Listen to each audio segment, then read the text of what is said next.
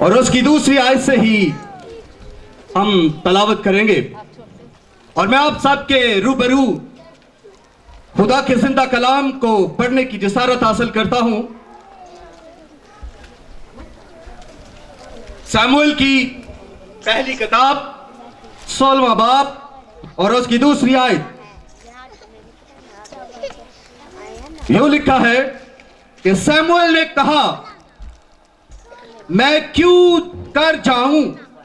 अगर साउल सुन लेगा तो मुझे मार ही डालेगा। खुदावंद ने कहा, एक बच्चिया अपने साथ ले जा और कहना कि मैं खुदावंद के लिए कुर्बानी करने को आया हूं, और यसी को कुर्बानी की दावत देना।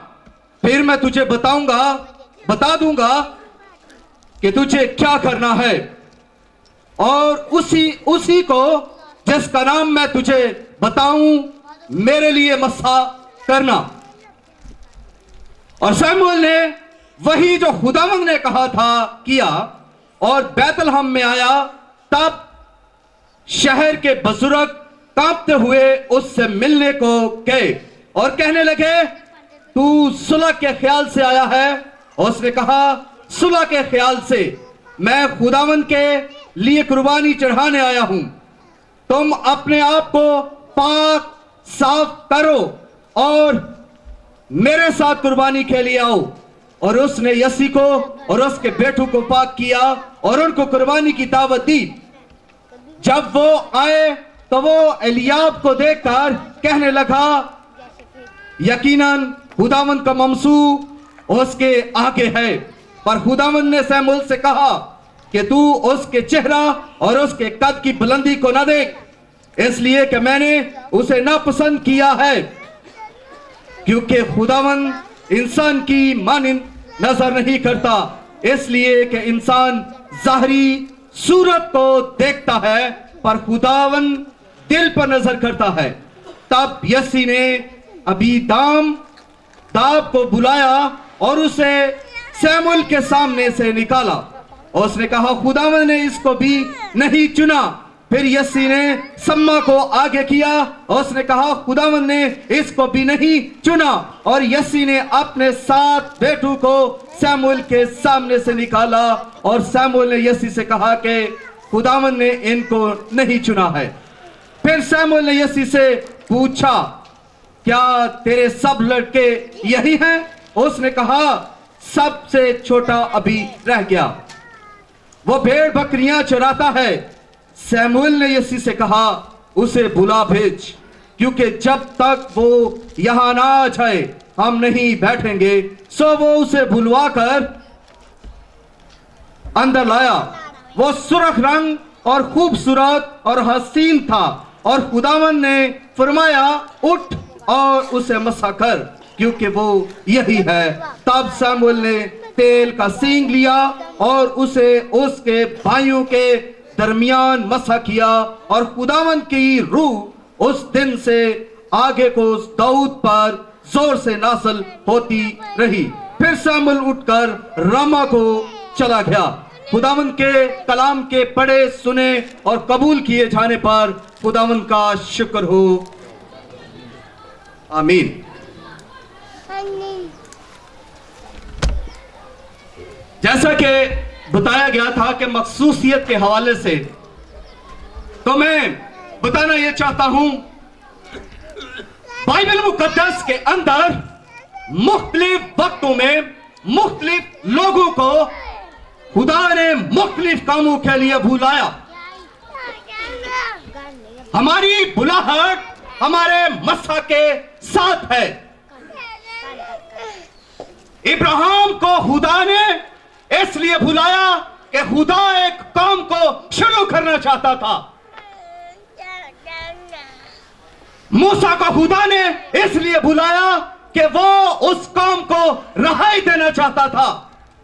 सैमुएल को खुदा ने इसलिए बुलाया कि वो उस काम को आगे की तरफ राह दिखाना चाहता था। एलिया और अलीशा को इसलिए बुलाया कि वो नबूवती कलाम के वसीला से मुश्किल वक्त के अंदर उनको संभाल सके। यशायाह को खुदा ने इसलिए बुलाया कि वो आने वाले मसीहत के बारे में बता सके। यिर्मयाह को खुदा ने इसलिए बुलाया कि कौम के लिए कोई आंसू बहाने वाला शख्स हो, कोई रो रो कर शिफायत करने वाला शख्स हो। रसूलों को खुदावन यीशु मसीह ने इसलिए चुना कि वो अपनी जिंदगी से यह साबित करें कि यीशु मसीह जिंदा है, वो हमारे साथ है। वो ये साबित करे कि यीशु हमारे साथ साथ चलता है, क्योंकि उसने कहा है कि जहां पर 2 या 3 मेरे नाम पर इकट्ठे होंगे मैं वहां पर मौजूद हूं।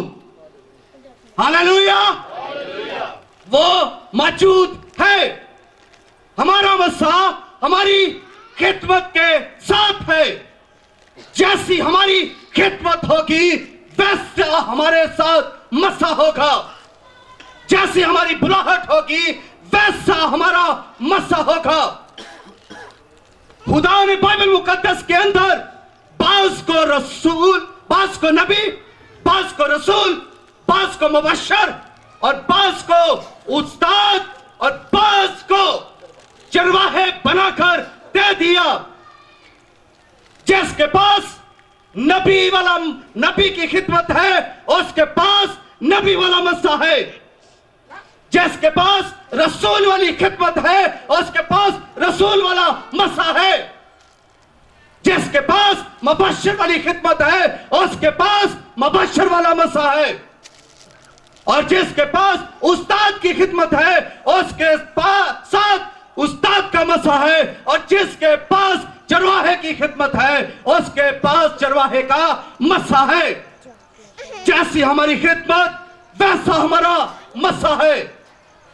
अगर खुदा ने हमें प्रस्तश के लिए चुना है तो हमारे पास प्रस्तश का मसीह है। अगर हमें खुदा ने कलाम की प्रीचिंग के लिए बुलाया है तो फिर हमारे पास प्रीचिंग का मसीह है।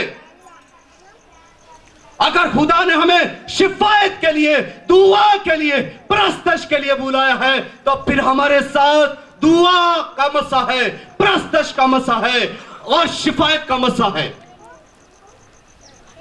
आज इस दुनिया के अंदर बहुत सारे लोग दावा कर देते हैं मैं बुलाया गया हूं, मेरी बुलाहट है, मेरे पास खिदमत है। मैं बताना यह चाहता हूं कि दावा कर देना काफी नहीं है। आज की बात करें, लोग गुजरे हुए वक्त की बात करते हैं, लेकिन मैं ये कहता हूं आज की बात करें। लोग ये कहते हैं कि मैंने इतने साल खिदमत की, मुझ पर ऐसी अनाइंटिंग थी, मुझ पर ऐसा मसा था। मैं कहता हूं था की बात नहीं है की बात है।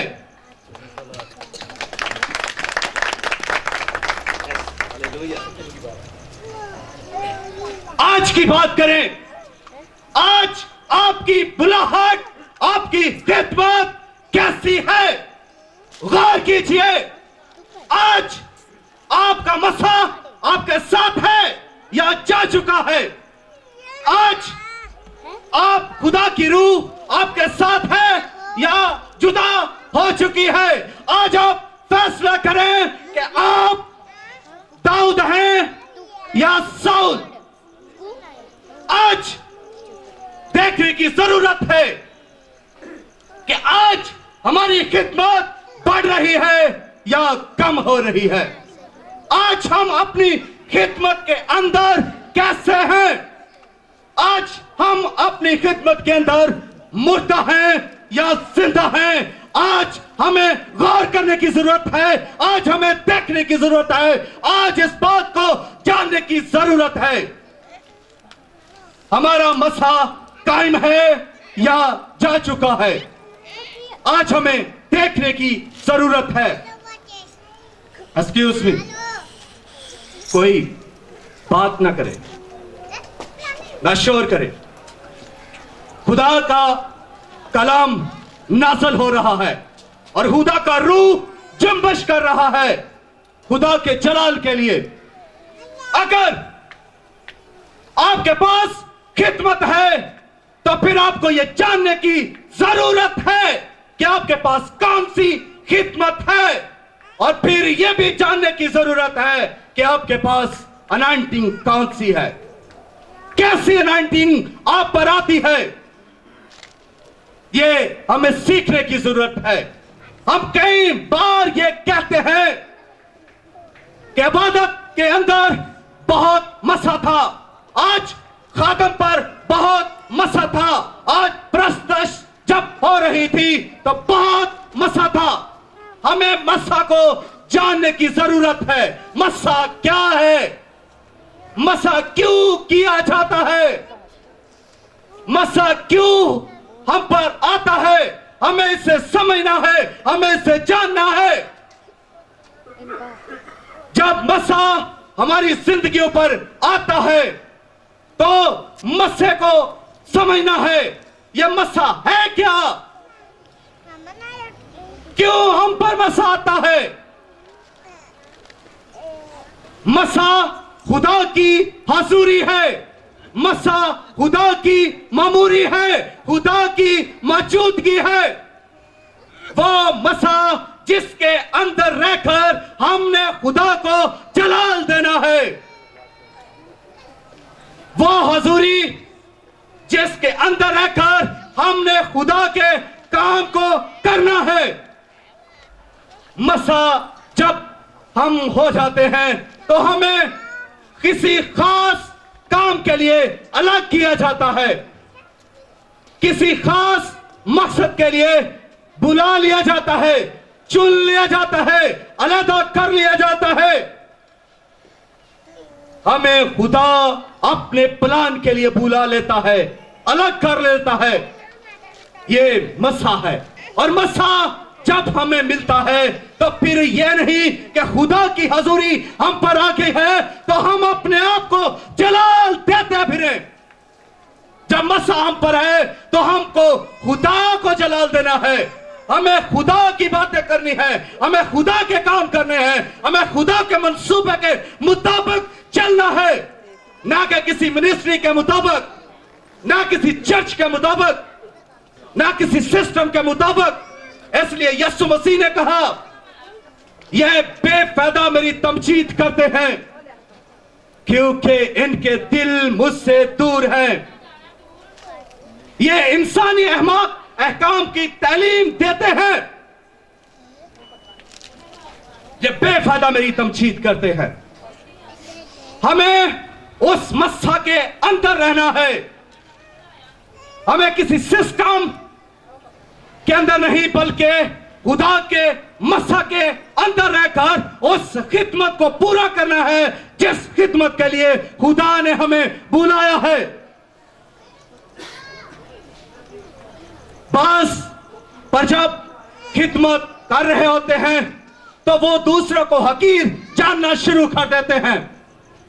वो समझते हैं कि हमारी खिदमत जो है वही आला है, वही अफजल है, उस खिदमत जैसी तो कोई खिदमत नहीं है। मेरी खिदमत ऐसी है, मेरी खिदमत ऐसी है। वो अपनी खिदमत के वसीला से अपने आप को ही जलाल देना शुरू कर देते हैं।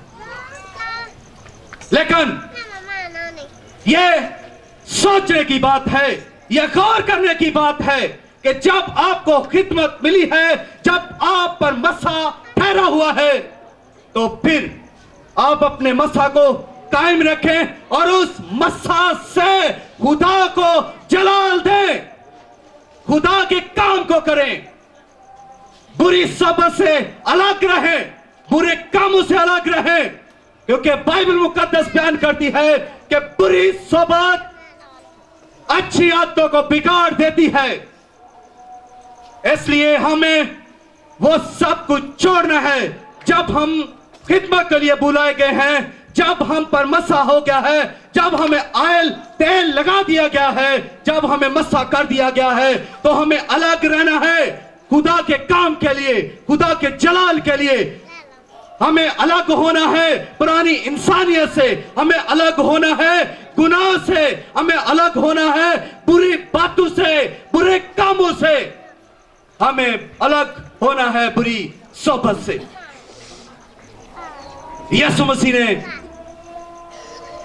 खुदा को जलाल दिया, क्योंकि यीशु मसीह ने कहा कि मैं बाप को जलाल देता हूं। हमें भी बाप को जलाल देना है, हमें भी खुदा को जलाल देना है। जब हम पर उसकी अनायंती है तो फिर हमें उसको ही जलाल देना है। यीशु मसीह गुनाह से दूर रहा, बुरी सोबत से दूर रहा, हमें भी गुनाह और बुरी सोबत से दूर रहने की जरूरत है।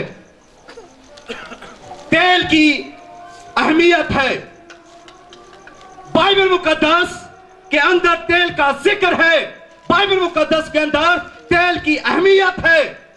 जो बाइबल के अंदर जो चीज है उसकी अहमियत है, उसकी फजीलत है। और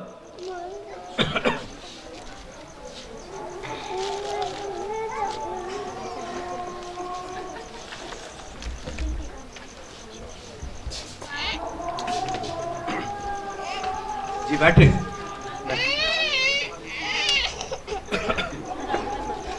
तेल को पास लोग बड़ा मामूली समझते हैं। मैं ये बताना चाहता हूं कि बाइबल मुकद्दस के अंदर तेल की अहमियत है, तेल का जिक्र है। बाइबल मुकद्दस के अंदर जगह जगह हमें तेल का जिक्र मिलता है। खुदा ने बाइबल मुकद्दस के अंदर तेल का एक फार्मूला भी दिया है, तेल बनाने का तरीका दिया है। यह तरीका ना उसने नूह को दिया, ना उसने इब्राहिम को दिया, ना उसने इसहाक को दिया, ना उसने याकूब को दिया, ना उसने यूसुफ को दिया, बल्कि उसने यह फार्मूला मूसा मुकद्दस मूसा को दिया। जब हम खुरूज 30 बाब और उसकी 22 आयत से पढ़ते हैं तो खुदा ने कहा कि तू पाक तेल बनाना और उसके लिए ये मसाले डालना। पहला मसाला उसमें है मुर। मुर कड़वाहट को जाहिर करता है। जब आप मसा किए जाएंगे तो आपकी जिंदगी के अंदर तलखियों की कड़वाहट होगी, मुश्किलों की कड़वाहट होगी, तो ये मुर इस कड़वाहट को दूर करेगा। दूसरा मसाला जो इसके अंदर है वो है तज। तज जो है वो झुकाव पैदा करता है, आजिज़ी को लाता है। जब आपकी जिंदगी के अंदर किसी बात का फख्र आना शुरू होगा तो ये आपको आजिज़ी आपकी जिंदगी के अंदर लाएगा। दालचीनी तीसरा मसाला है और दालचीनी खुशबू लाएगा। और चौथा मसाला अगर है, ये तवाज़न आपकी जिंदगी के अंदर लाएगा। पांचवा जो है जैतून का तेल है और यह आपकी जिंदगी के अंदर चमक को लाएगा। इसलिए खुदा ने मूसा को यह हुक्म दिया कि तू पाक तेल बनाना और इसी से मसा करना। मैं डिटेल में नहीं जाना चाहता क्योंकि वक्त शॉर्ट है। थोड़े वक्त में यह बताता चलूं कि बाइबल मुकद्दस के अंदर नए अहदनामे के अंदर भी इसका बहुत इस्तेमाल हुआ है और नए अहदनामे के अंदर भी इसका इस्तेमाल है। पुराने अहदनामे के अंदर हम देखते हैं कि तेल के साथ नबियों को मसा किया जाता था, बादशाहों को मसा किया जाता था, काहनों को मसा किया जाता था, खास किसी काम के लिए मसा किया जाता था। लेकिन नए अहदनामे के अंदर जब हम याकूब का खत उसका 5वां बाब और उसकी 4वीं आयत पढ़ते हैं तो वहां पर जो है वो ये लिखा है कि अगर तुम में कोई बीमार हो तो वो कलीसिया के बुजुर्गों को बुलाएं और वो उस बीमार को तेल लगाकर उसके लिए दुआ करें और वो अच्छा हो जाएगा। जब खादम के हाथ में, सामने देखे पीछे मत देखे भाई, आप बातें ना करें।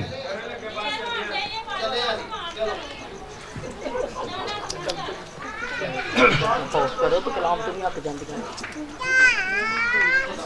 जब किसी खादम के हाथ में तेल की बोतल आ जाती है तो खादम कई मरतबा कलाम को अपने साथ लेकर के इस्तेमाल नहीं करता। जैसे कलाम कह रहा है उस तरीके से तेल का इस्तेमाल नहीं हो रहा। बाज़ दफा खादम सबके ऊपर तेल लगाना शुरू कर देता है, पूरी जमात को ही तेल लगाना शुरू कर देता है। यह गलत है। सारी जमात को तेल नहीं लगाया जा सकता। जब किसी को मसा करना होता है उस वक्त तेल का इस्तेमाल किया जाता है। तेल का इस्तेमाल है। साउल को खुदा ने मसा करने के लिए शमूएल को भेजा। पीछे रहे भाई, घर से निकलते वक्त आप लेट आते हैं, कलाम की बारी आती है तो आपको जल्दी होना शुरू हो जाती है। ये खुदा की हजूरी है, ये खुदा का कलाम है। कोई बंदा आगे ना आए। गैरत होनी चाहिए आप में। अगर आपके ऊपर मसा है, आपके अंदर खुदा की गैरत होनी चाहिए। आपको खुदा के कलाम की गैरत होनी चाहिए। घर कहीं नहीं जाएगा, आपके बच्चे कहीं नहीं जाएंगे। खुदा आपका मुहाफिज है, आपके घर का भी खुदा मुहाफिज है। मेरे पास कोई बंदा ना आए, मुझे बयान करने दे। जो खुदा ने मुझे दिया है मैंने उसको बयान करना है, इसलिए कि मैं उसका खादम हूं। उसने मुझे कलाम दिया है और इसलिए मुझे बुलाया है। मुझे कोई और काम करने के लिए नहीं उसने बुलाया। हालेलुया। हाथों को बचाए। हालेलुया। खुदा के कलाम को मसली गैरत के साथ सुने।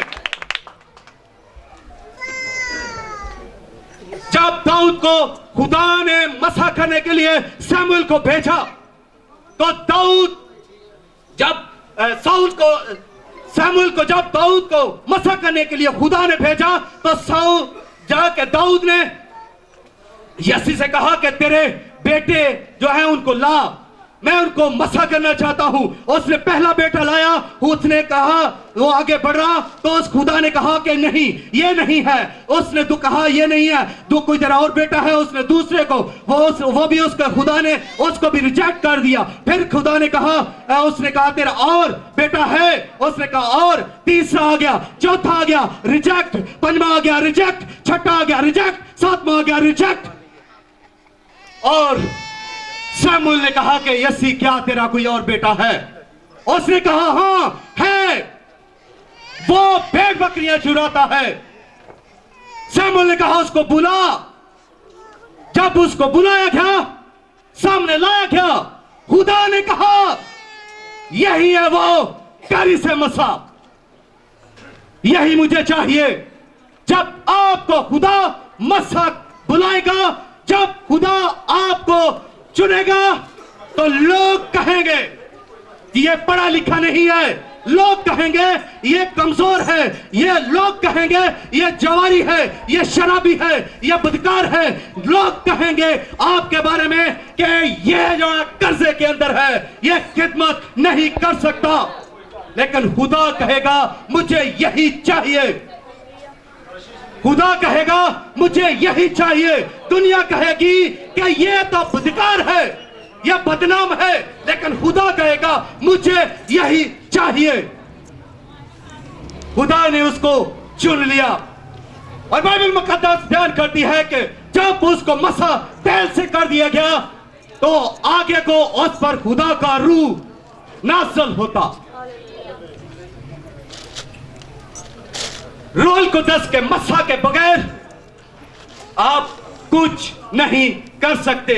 आप अपनी बुलाहट को साबित नहीं कर सकते। रोल कुदस के मसा के बगैर आप अपनी खिदमत को साबित नहीं कर सकते। रोल कुदस के मसा के बगैर आप गैर जुबानें नहीं बोल सकते। रोल कुदस के मसा के बगैर आप गैर जुबानों का तर्जुमा नहीं कर सकते। रोल कुदस के मसा के बगैर आप नबूवतें नहीं कर सकते। रोल कुदस के मसा के बगैर आप इब्लीस का मुकाबला नहीं कर सकते। रोल कुदस के मसा के बगैर आप बदरूह का मुकाबला नहीं कर सकते। रोल कुदस के मसा के बगैर आप शरीर इब्लीस के मंसूबों को ढा नहीं सकते, उसके मुकाबले में कायम नहीं रह सकते। रोल कुदस के मसा के बगैर आपकी खिदमत पड़ नहीं सकती। रोल कुदस के मसा के बगैर आपकी खिदमत फलदार नहीं हो सकती। रूहुल कुद्दस के मस्सा के बगैर आपका आगे बढ़ना नामुमकिन है। जब खुदावंद यीशु मसीह ने शागिर्दों को चुना तो उन्होंने उन शागिर्दों को, रसूलों को उस वक्त तक खिदमत के अंदर जाने नहीं दिया जब तक उसने कहा कि तुम इस शहर के अंदर ठहरे रहो, जब तक तुम्हें कुव्वत का लिबास ना मिले। जब तक तुम्हें कुव्वत का लिबास ना मिले, इस शहर में ठहरे रहो। आपको यहां पर ठहरना है, इस शहर में रुकना है, अपने मस्बा पर आना है, अपने चर्च में आना है, आपने दुआ करनी है, आपने प्रस्तश करनी है, आपने मसा के लिए खुदा की हजूरी में गिरना है, झुकना है, सजदे पे आना है। जब तक आप अनॉइंटेड नहीं हो जाते, जब तक आप पर खुदा का मसा नहीं आ जाता, आप खिदमत के लिए आगे नहीं बढ़ सकते। खुदावंद यीशु ने अपने शागिर्दों को रोक दिया और जब वो रूहुल कुद्दस से ममूर हो गए, जब उन पर रूहुल कुद्दस का मसा आ गया तो वो दलेर हो गए। जब उनका रूहुल कुद्दस का मसा आ गया तो उनकी खिदमत जो है वो बढ़ गई, यहां तक बढ़ गई कि वो जमीन की इंतहा तक मसीह के गुआ ठहरे। उन्होंने जमीन की हदों को छू लिया। आपकी जिंदगी के अंदर अगर रूहुल कुद्दस का मसा है तो आप बदरूह का मुकाबला करेंगे, आपकी खिदमत फलदार होगी, आप अपनी जिंदगी में कामयाब होंगे, आपकी जिंदगी के अंदर से बीमारियां भागेंगी, वबाएं भागेंगी, बलाएं भागेंगी। अगर आपकी जिंदगी के ऊपर रूहुल कुद्दस का मसा है तो फिर आप बरकत और ब्लेस्ड लोग हैं। जहां से आप गुजरेंगे आप मुबारक ठहराए जाएंगे। खुदा तो सबको इस कलाम के वसीला से कसरत से बरकत दे, आमीन। खुश हो जाओ। मसीह में सब भाइयों को और बुजुर्गों को और भाइयों से सब लोगों को मैं मसीह के वसीला से